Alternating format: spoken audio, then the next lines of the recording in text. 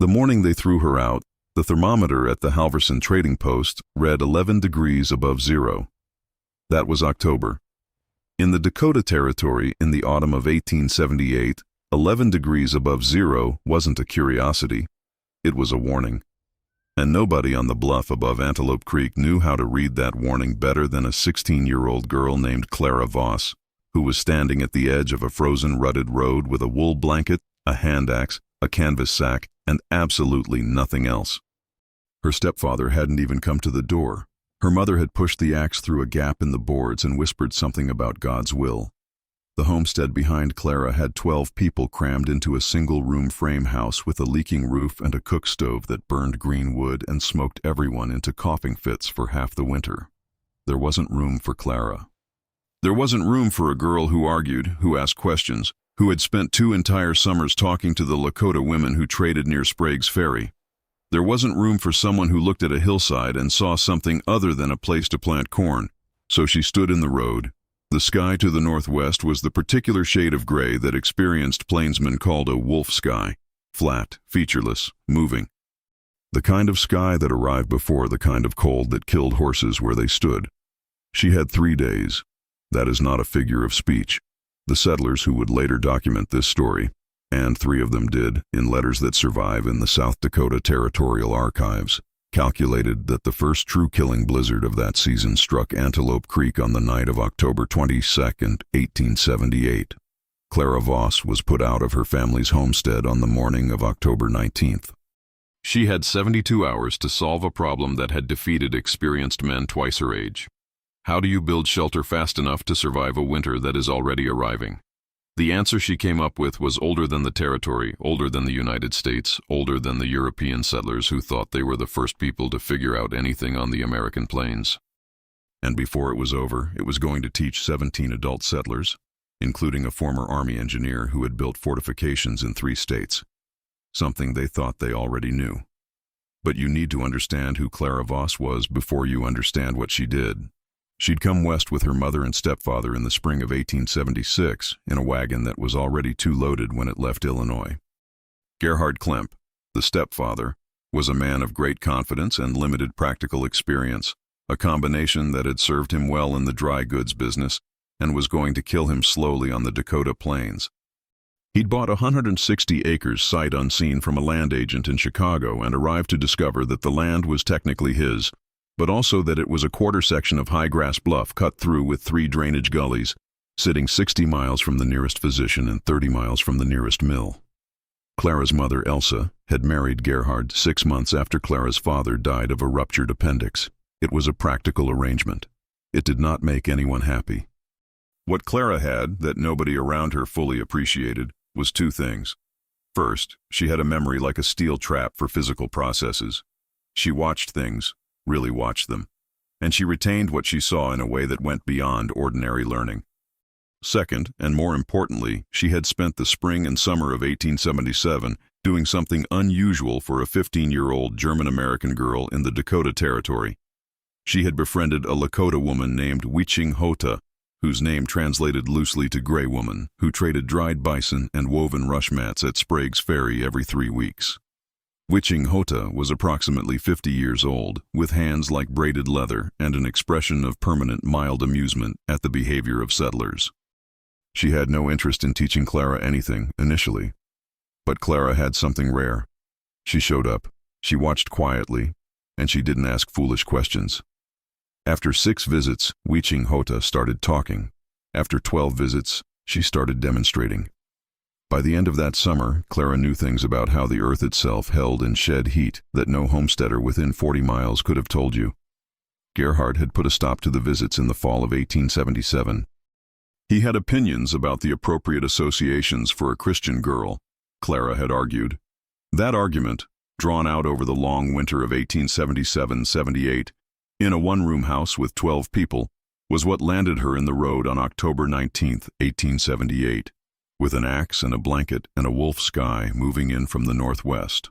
She walked east along Antelope Creek for a half-mile, looking at the cut bank on the south side of the drainage. This is where people who haven't seen what Clara had seen would have stopped and started thinking about how to build something. Clara wasn't looking for a place to build. She was looking for a place that already existed, that only needed to be revealed. The cut bank she found was 9 feet tall and angled back at roughly 60 degrees from vertical. Not a sheer face, but steep enough to shed water and hold structure.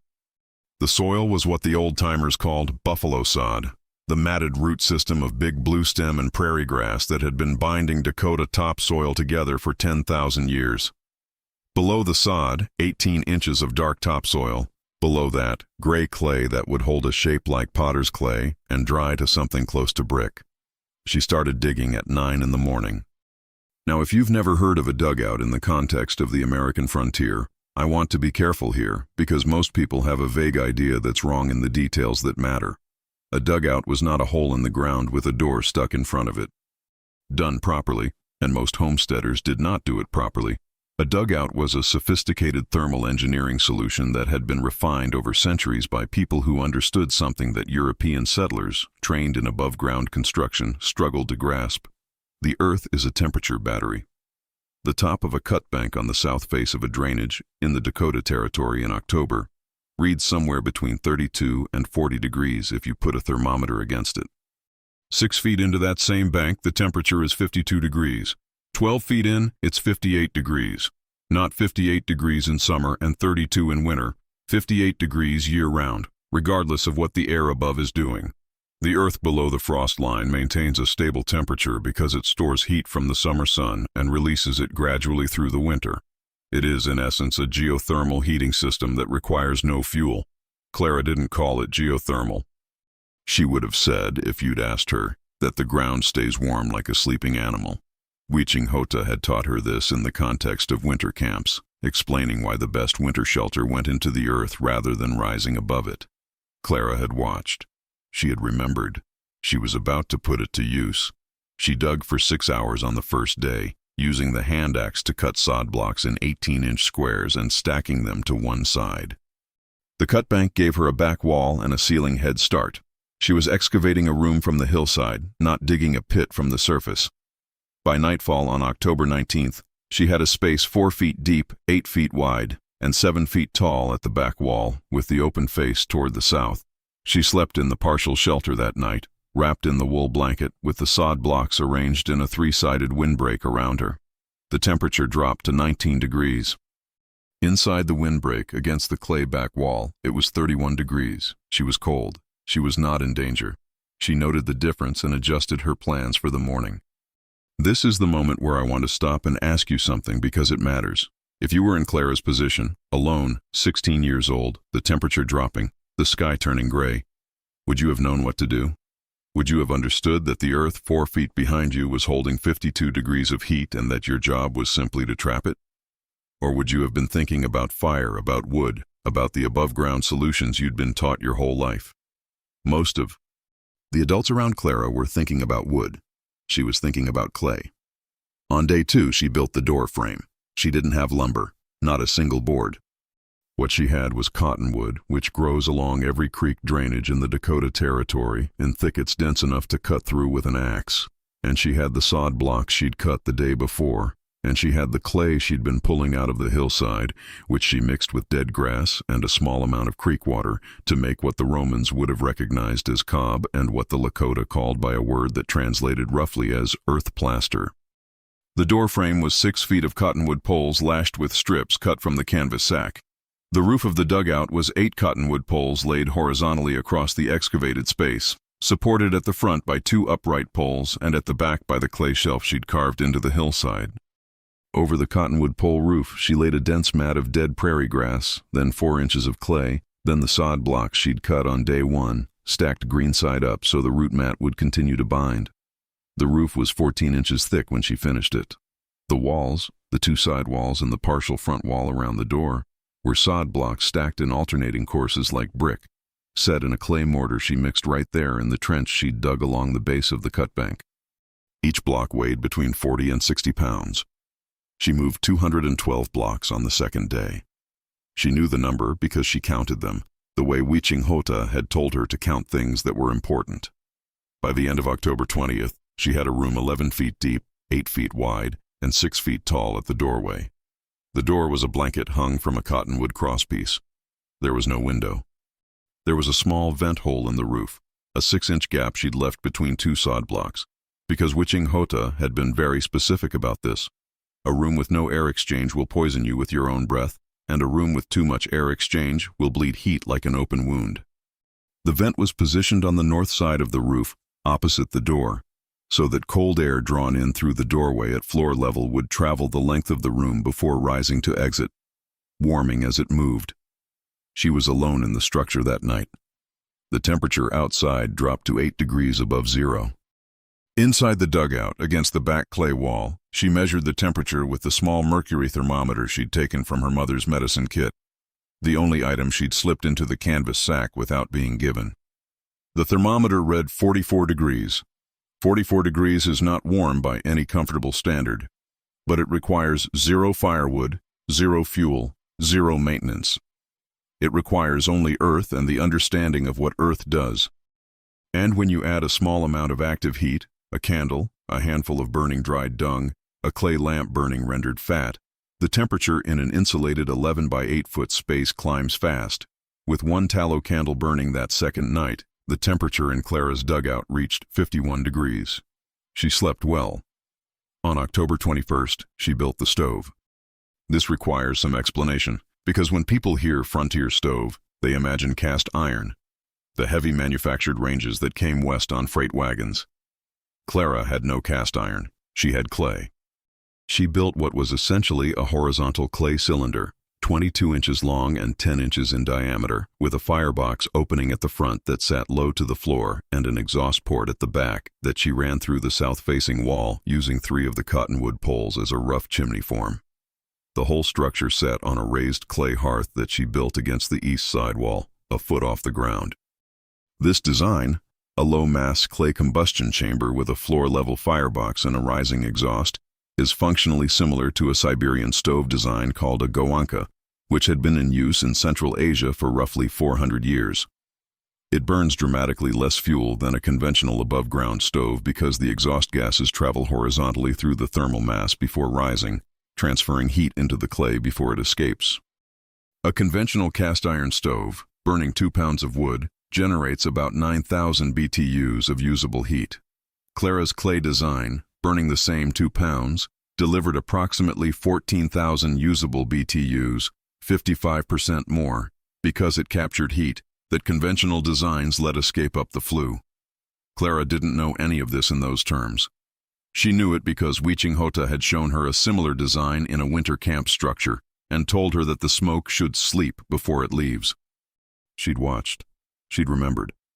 She was applying it.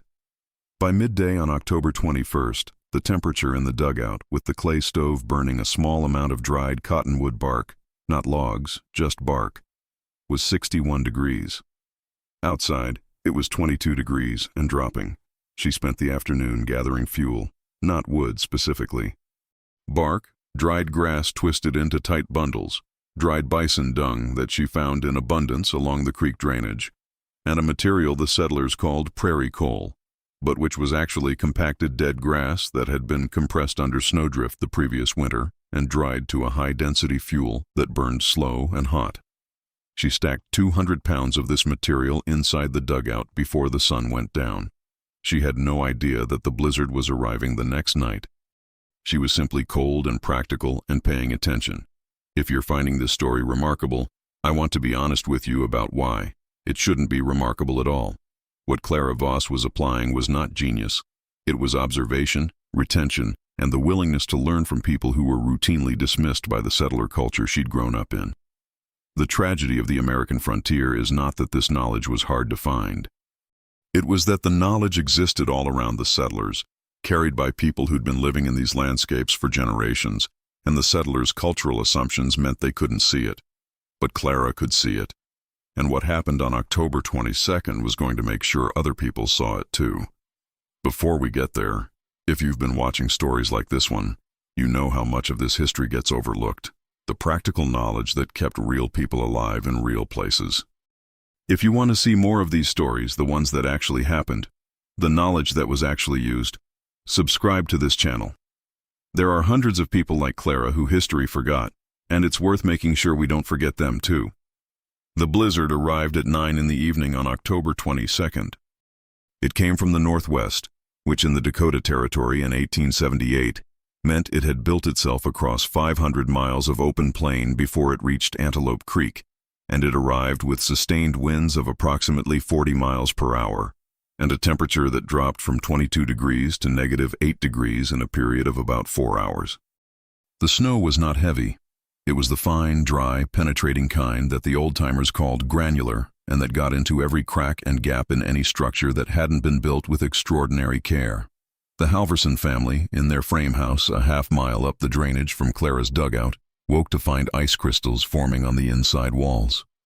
Nels Halverson, a 43-year-old Norwegian-born farmer who had been on the plains for 6 years and thought of himself, with some justification, as an experienced man, reported later that the cook stove consumed a full cord of wood in 14 hours trying to keep the interior temperature above freezing. It never got above 28 degrees. His wife and 3 children stayed in bed under every blanket and quilt they owned. His youngest daughter, 8-year-old Ingrid, developed frostbite on 2 toes before the storm ended. 2 miles east, the Marchetti brothers, Enzo and Salvatore, Italian immigrants who'd arrived the previous spring with grand plans for wheat farming, had built a sod house, which was better than a frame house, but had built it above ground with thin walls and no thermal banking. Their interior temperature during the blizzard dropped to 19 degrees. They burned their spare wagon wheel to stay alive through the second night, and then there was Josiah Pemberton. Pemberton was the man who mattered in this story, because Pemberton was the man who'd been vocally, publicly, and specifically skeptical of everything about the way Clara Voss was building. He was 38 years old, Virginia-born, a former first lieutenant in the Army Corps of Engineers who had served through the Civil War and spent 3 years afterward building timber bridges across the Missouri River tributaries. He knew construction. He had opinions about construction. And when word had reached the settlement cluster around Sprague's Ferry, in the 3 days before the blizzard, that the Klemp girl had been put out and was digging herself a hole in the cutbank down by Antelope Creek, Pemberton had been the loudest voice on the subject. "A dugout in 3 days," he'd said, on the porch of Halverson's trading post to an audience of 7 men, "is a desperate shelter at best. That bank will weep water in a spring thaw and collapse inward in a frost heave. She'd be better off finding family." He paused and spat tobacco juice into the frozen ruts. "A child with an axe is not a builder."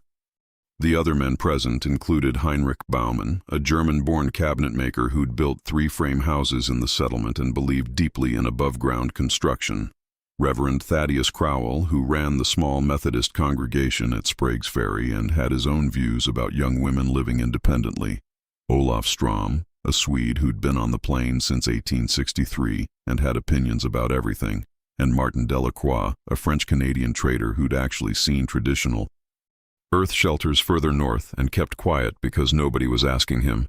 Not one of them went to check on Clara. When the blizzard hit, Josiah Pemberton was in his own structure, a well-built by conventional standards, single-room frame house with double-planked walls and a proper cast-iron Acme stove that weighed 340 pounds and had cost him $62 in Yankton. It was the best-equipped frame shelter within 5 miles. Its interior temperature during the worst of the blizzard dropped to 24 degrees. He burned 120 pounds of split oak in 16 hours. The stove turned red-hot twice and he still couldn't get the temperature past freezing. Meanwhile, in the 11 by 8-foot clay-sealed dugout in the Antelope Creek cutbank, the 16-year-old girl his neighbors had dismissed burned approximately 14 pounds of prairie coal and dried cottonwood bark through the night and maintained an interior temperature of 58 degrees. 58 degrees. Let that settle for a moment. Pemberton's $340 stove, burning 120 pounds of hardwood, achieved 24 degrees. Clara's improvised clay furnace, burning 14 pounds of found fuel, achieved 58 degrees. The temperature difference was 34 degrees. The fuel consumption difference was 88%. This was not luck. This was not coincidence. This was physics, applied correctly. The blizzard lasted 36 hours. When it lifted on the morning of October 24th, the temperature outside was negative 21 degrees Fahrenheit. The sky had gone the brilliant hollow blue that follows great storms on the northern plains. The kind of blue that looks cheerful and is absolutely deadly because it comes with air so cold that moisture freezes in your lungs at a slow jog. Nels Halverson had a problem. His cattle, 11 head, representing most of his financial stake in the territory, had been in an open-sided timber lean-to he'd built against the north side of his barn. 4 of the 11 were dead, frozen where they stood. The remaining 7 were in distress, and the barn itself, inadequately insulated, had dropped to 14 degrees inside. He needed help. He set out through the snow to find Pemberton, because Pemberton was the man with experience and resources. He found Pemberton at home, exhausted, out of wood, and privately shaken. Pemberton had done the math during the night. He'd done it on the back of a letter from his brother in Virginia, sitting next to a stove that was consuming a small fortune in hardwood and still failing to keep him warm. The math was humiliating. He'd been wrong about the method, wrong about the material, wrong about the person applying it. "We need to go to the Klemp girl," Halverson said, standing in Pemberton's doorway. Pemberton said nothing for a long moment. Then he pulled on his coat. "She's not a Klemp," he said. "She's a Voss." They found her at the entrance to the dugout working. She had already, on the morning after a blizzard at -21 degrees, gone out to gather more fuel. She was stacking dried grass bundles when they arrived. She looked at the 2 men with an expression that a witness later described as the patience of someone who has already solved the problem and is waiting for others to catch up. Pemberton looked at the dugout. He looked at the smoke rising from the small exhaust hole in the south-facing wall. He stepped inside, ducking, because he was 6'1" and the doorway was 6 feet, and stood in the interior for about 30 seconds. When he came back out, his expression had changed in a way that Halverson would write about in a letter to his cousin in Minneapolis 3 weeks later. "I need to know how you built this," Pemberton said. Clara looked at him without any particular expression. "I know," she said. "This is where the story shifts, and I want to be precise about what happened next, because the easy version of this story ends with Clara being vindicated and everyone learning a lesson. The real version is more interesting. Pemberton was not a man who handled being wrong gracefully. He was also not a man who denied being wrong. These 2 things existed in him simultaneously, and they produced a particular behavior. He became intensely, almost aggressively focused on correcting his error, as if speed of correction would reduce the total amount of wrongness he'd accumulated.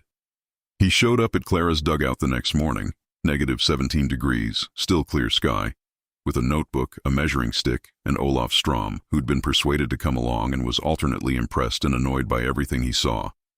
"The thermal mass in the roof is the primary mechanism," Clara told Pemberton, pointing to the 14-inch sod and clay ceiling above them. They were inside, all 3 of them, and the temperature was 54 degrees. She had not yet stoked the stove that morning. 54 degrees from Earth alone, at -17 outside. 14 inches, Pemberton said, writing. Minimum. The clay layer in the middle matters as much as the total thickness. Clay holds heat differently than sod. How long before it equilibrates to the ambient temperature? He meant how long before the Earth's warmth would be depleted. It doesn't, Clara said. That's the point. Below 4 feet, the Earth is 52 degrees every month of the year. The structure is borrowing from that. You don't deplete it. Pemberton stopped writing. He stared at the wall. He had spent 20 years thinking about construction in terms of what you built to keep cold out. He had never, not once, thought about what you built to let warmth in. The difference was conceptual, not technical. Clara had just handed him a new way of thinking about a problem he'd believed he already understood. Olaf Strom, who had been quiet until now, spoke from the corner where he was sitting on an overturned cottonwood log. The Sami do this, he said. Up in Norway. Not a dugout, but they pack earth around the base of the walls 3 feet deep. Same idea. He paused. I forgot I knew that. That is perhaps the most honest sentence anyone speaks in this entire story. Over the following 2 weeks, as the temperature in the Dakota Territory stayed below zero for 11 consecutive days and killed livestock and ruined 3 families who'd been marginal anyway, Pemberton and Clara built 7 structures. Not with Clara as laborer and Pemberton as supervisor. That arrangement lasted approximately half a day, until Pemberton realized he didn't know what he was doing, and Clara did. The structure was Clara directing and Pemberton executing, with Pemberton occasionally offering structural modifications from his engineering background that Clara incorporated where they made sense and declined where they didn't. Heinrich Baumann, the German cabinet maker, came on the 5th day. He'd spent a week watching his frame house lose the war against the cold. His 3-year-old son had developed pneumonia, and his wife Liesel was burning anything wooden she could find that wasn't structural. And he arrived at the Dugout construction site on the 5th day with the specific expression of a skilled man who has watched an unskilled person do something he cannot explain. "Show me the door frame," he said to Clara. "Your cottonwood poles are going to rot in a wet year." "I know," Clara said. "Show me how to join them properly." This is how it worked. Baumann knew joinery. Clara knew thermal physics. Pemberton knew load-bearing calculation. Between them, in 2 weeks of brutal cold, they built 7 structures housing 17 families, with an average interior temperature during the worst cold snaps of 56 degrees, achieved through earth insulation alone, supplemented to 68 degrees with minimal fuel combustion. Reverend Crowell came on the 9th day.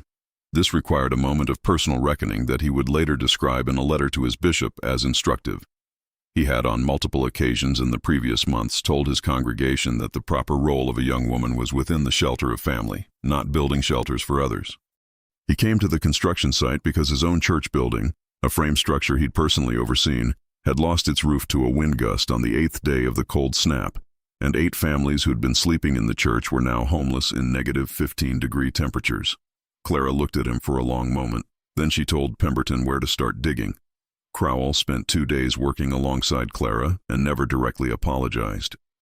But he did, in his letter to the bishop, describe her as possessed of knowledge of the earth and its properties that I can only describe as providential, which was about as close as a Methodist minister in 1878 came to saying he'd been wrong.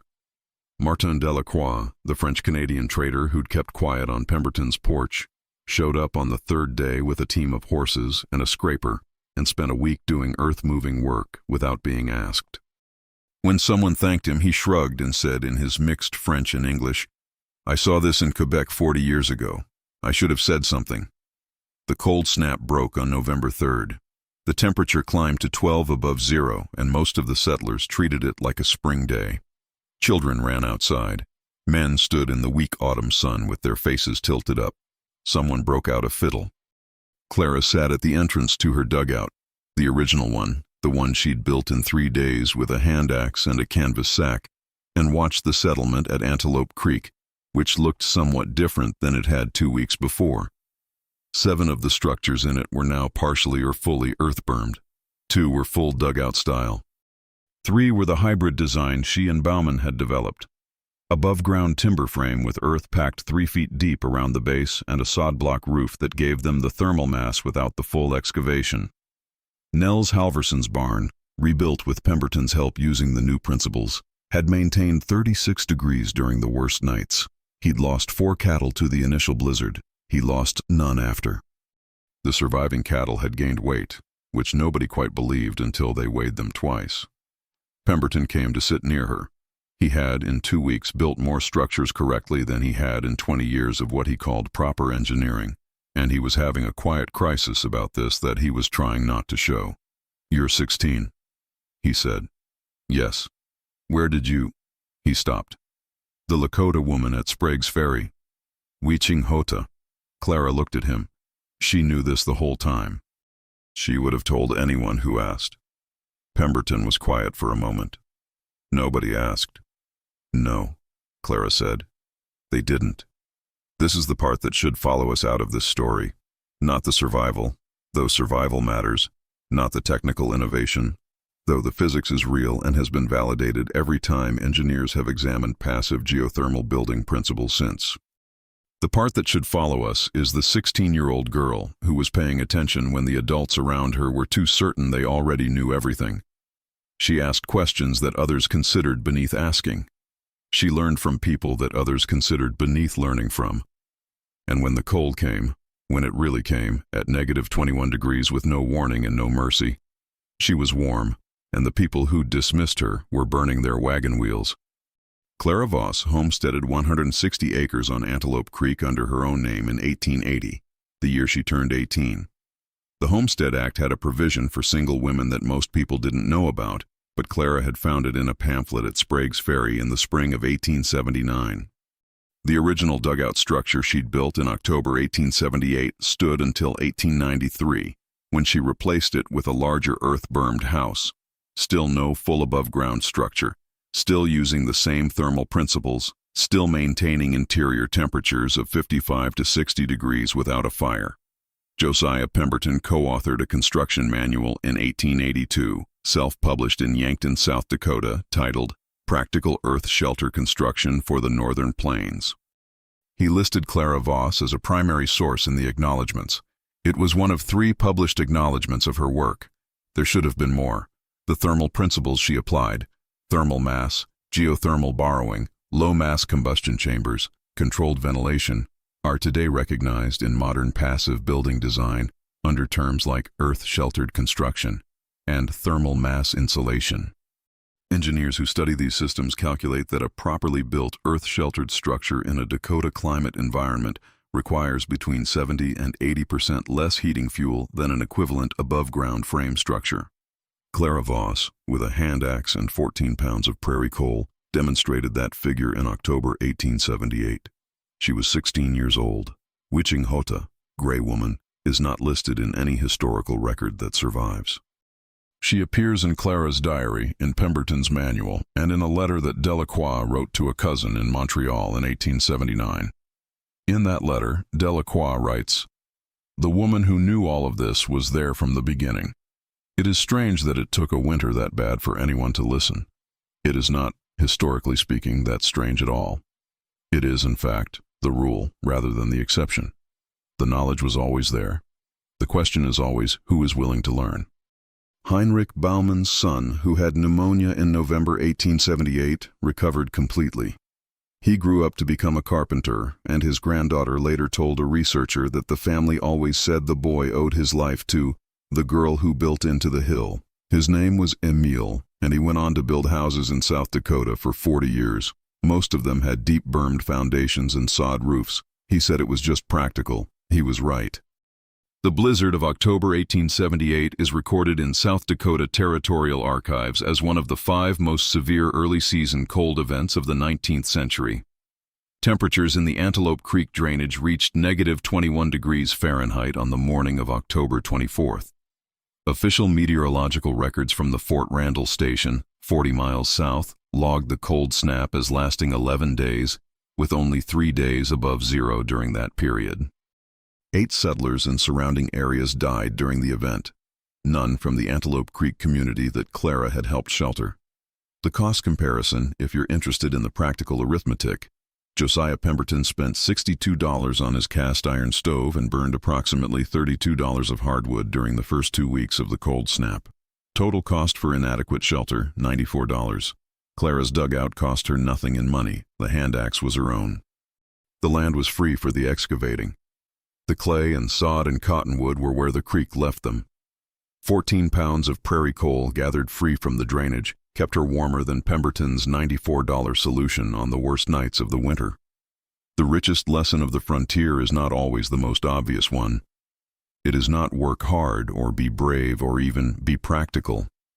Those things matter, but they're available to everyone. The lesson Clara Voss taught, or rather the lesson Witching Hota had already known and Clara had taken the time to receive, is simpler and harder. The knowledge that keeps you alive is often already present, held by people you've been taught to overlook, in places you've been trained not to look. The cost of arrogance on the American frontier was sometimes a frozen cow or a burned wagon wheel. Sometimes it was higher.